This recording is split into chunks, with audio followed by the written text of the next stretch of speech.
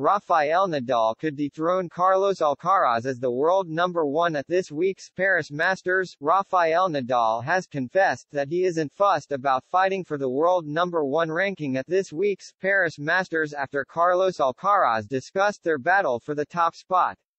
The 19-year-old became the youngest number one in ATP history after winning the US Open and is now bidding to secure the ranking for the end of the year, while Nadal can overtake him this week.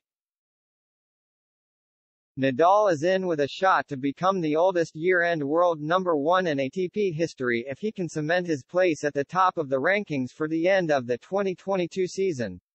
But the 36-year-old has now admitted that he doesn't care about battling countryman Alcaraz for the top spot this week in Paris, as he can dethrone the teenager by winning the title if Alcaraz loses before the quarterfinal.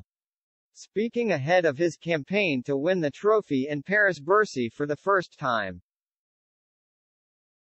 the current world number two said, "To be clear, I don't fight to be number one.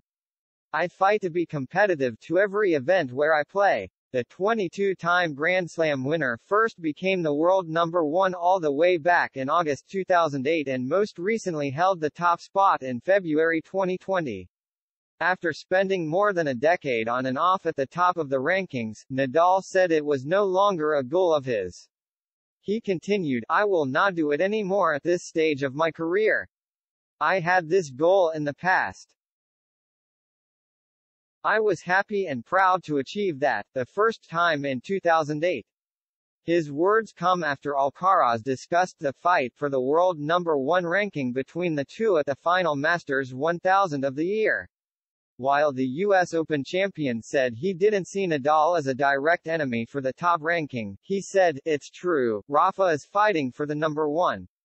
Some players have the same goal, to be number one, so I need to do my best. Outside the court Rafa and I are colleagues, at least it's the way I see it." But the 36-year-old has now disproven Alcaraz's comments as he said his priority was to be competitive in his return to competition, having last played at the US Open in September.